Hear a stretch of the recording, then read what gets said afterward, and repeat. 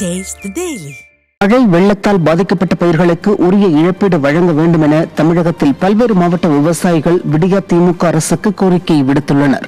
மயிலாடுதுறை மாவட்டம் நல்லாடை விளகம், கொத்தங்குடி, சேத்தூர் உள்ளிட்ட கிராமங்களில் சுமார் 2000 ஏக்கரில் பயிரிடப்பட்ட சம்பா நெற்பயிர்கள் மழைநீரில் மூழ்கி சேதமடைந்தது. பயிர் பாதிப்புகளை உடனடியாக கணக்கிட்டு நஷ்ட ஈடு வழங்க வேண்டும் என மாவட்ட ஆட்சியரிடம் விவசாயிகள் மனு அளித்தனர். அதேபோன்று திருவண்ணாமலை மாவட்டம் செங்கம் பகுதியில் அறுவடைக்கு தயாராகி இருந்த சம்பா நெற்பயிர்கள் மழை நீரில் மூழ்கியது. ஏக்கருக்கு 20 முதல் 25,000 ரூபாய் வரை செலவு செய்துள்ள நிலையில் அரசு அறிவித்துள்ள நிவாரணத் தொகையால் வாங்கிய கடனுக்கு வட்டி கூட செலுத்த முடியாது என விவசாயிகள் வேதனை தெரிவித்தனர்.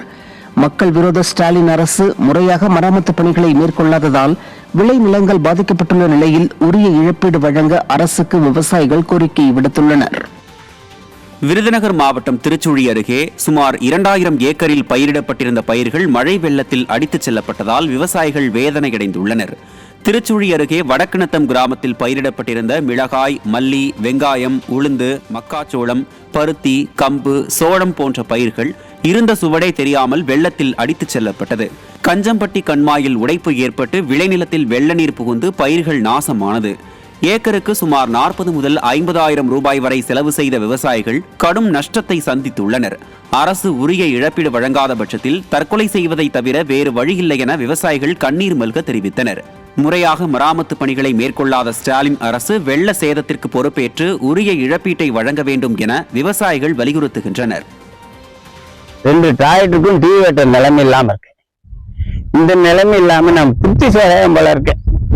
ஒரு வாரமா வீட்டுல சண்டை ஓட்டு விவசாயத்தினால பூரா பொருளும் போச்சு. நீங்க வச்சுட்டு என்னது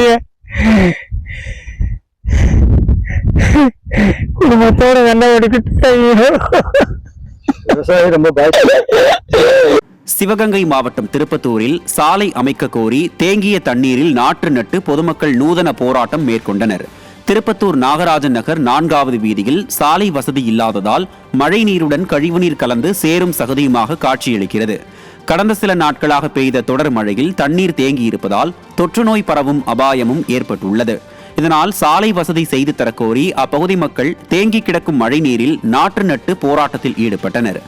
மேலும் வெற்றி பெற்றவுடன் சாலை அமைத்து தருவதாக கூறி திமுக வார்டு கவுன்சிலர் தங்களை ஏமாற்றிவிட்டதாகவும் பொதுமக்கள் ஆவேசமடைந்தனர்.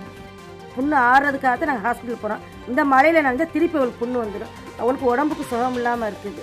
ஹாஸ்பிட்டலுக்கு போகிறனால நாங்கள் ஒரு நாளைக்கு ஆட்டோவுக்கு 500 ரூபா செலவழிக்க வேண்டியதாக இருக்குது. அது முனையிலே விட்டுட்டு போயிடுறாங்க.